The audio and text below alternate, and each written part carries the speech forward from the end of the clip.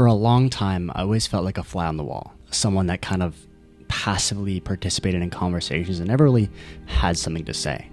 I noticed it in my work, my friends, my family, everything. And I saw it in my career as well. When I started to be a videographer in high school and in the first year of university, people don't really pay much mind to someone who's behind the camera. And it's one of the reasons why I didn't really want to confine myself to being just behind the camera. You get reduced to someone who's kind of just an operator, someone who is manning the camera, doesn't really have much to add on to in terms of anything ideation or anything creative. People don't like to acknowledge whoever's behind the camera. They like to acknowledge the camera because it's on them. It's a spotlight. And I get that. It makes sense. You want to portray the best part of you, especially when, you feel like you're being perceived. And that makes sense. We see it all over social media. I'm a victim of it. Everyone is really a victim of it. And I never really knew how to go about feeling invisible or feeling like my presence was easily passed off. I think for a while I was really angry about it. And up until maybe only recently did I really feel present. A lot of my life felt like passive engagement, a lot of opportunity passing me by, a lot of life passing me by, just because I didn't really feel the conviction to interact, to socialize, to really wedge myself in there. And understandably so. I wasn't really big or ambitious on being involved. I always liked being someone behind the scenes. I really enjoyed not having a lot of attention on me. It's the same reason why a lot of people don't like having their birthday celebrated. Like, imagine you're sitting there and everyone's singing you happy birthday. Especially, I know a lot of men feel this. It's just kind of awkward. And I think even now, as someone who creates content, has their voice, in these videos or has their face in these videos, it never gets easier. It's always kind of awkward around people. And, I really want to get better at it. And I also think that a lot changes when you start to be okay with the fact that you don't like being invisible. I think for a long time, the reason why I was okay with it, or that I let it kind of just be the case, was because I felt like I had no power to change it. That, what I was currently is fundamentally what I should be. And that it's not up to me. It's not really useful or worth. And I find myself a lot of times actually trying my best to not socially interact. So I apologize to anyone who's ever talked to me in real life, and I kind of just try to cut conversations short. It's because I said this before, but I feel like I understand how painful it is to talk to me. I think there's a lot of times where I try my best. If a social interaction is not needed, I think I try my best to avoid it, which is a really fatal flaw of me, because I end up giving up a lot of opportunity just by knowing people or getting to know people, because there is so much to learn about people. The absence of people wanting to talk to me justified my reasoning of not wanting to talk to other people. There wasn't much to learn about me. I figured, what's the point of initiating a conversation for someone to learn nothing about me? It brought me to a realization that you really need to give yourself and both other people the opportunity to see you, to know you, to get to know you.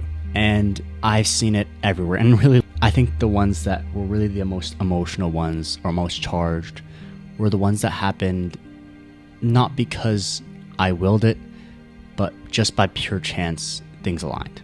And that was, I think, why I thought relationships and friendships that had that were so special. That when things happen that you didn't really need to say it or ask, that was the most beautiful. But I've come to realize that it's really not about if things work coherently without input. I've realized that I've been so comfortable around the people who get me easily that I never really want to get to know people where there's like growing pains or learning pains. I think it's robbed me of a lot of experiences. It's robbed me a lot of good conversations as well. And I think I'm in a part of my life where everything is intentional.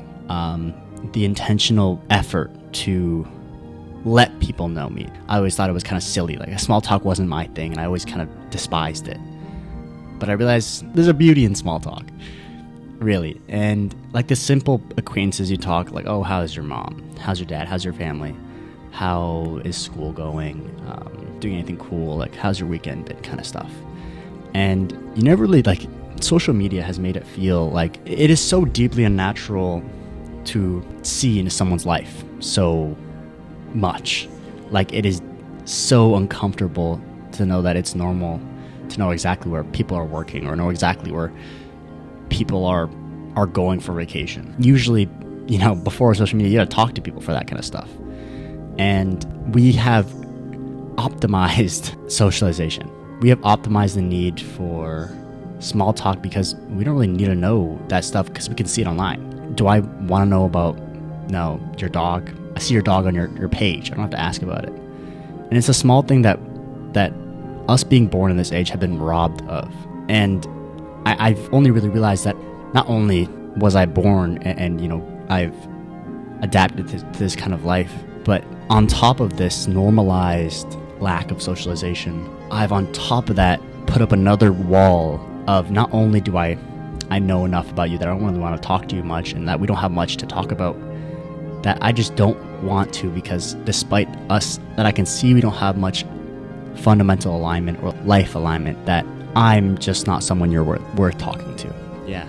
I don't know. I think we've optimized social interaction a lot, and it feels less like a tool of connection and feels more like a tool of other ulterior motives or anything, really. It's for a while, especially working in startups and, being on social media or making content, you meet a lot of people who kind of just aren't authentic or really two-faced. A lot of people really want to stay on good terms with some people just for the sake of being on good terms. And I think experiencing that really early on in my life has barred me from a lot of genuine interactions, because I think sometimes I have a stigma around people who are too nice or people who are a little too good at socializing. I think I've realized that for me, it was never a tool connection. Throughout all my life, it has always felt a tool to get something out of me, or like a tool for getting to know me to getting to know someone else. And inherently, yes, that's human, but it has brought my trust down for it a lot. And I think we should just bring back proper small talk. I think none of this, where are you working now? How's your girlfriend? You talking to anyone? Stuff that sounds like you don't really want to know about the person. You're kind of just talking to talk. And that's all fine and dandy, but just talk nicely. I think some people, they ask these questions but don't really hear anything. They don't listen. They might listen, they might talk at you, but they're not really hearing you if you respond.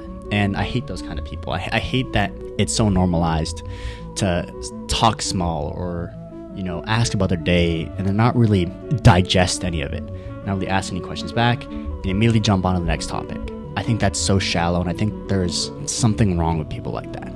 In all honesty, there's a difference between people who just talk to give them the opportunity to talk. I've seen it a lot, especially in university, when everyone's so intensely focused on being known, or so intensely focused on getting to know people, that they miss the point.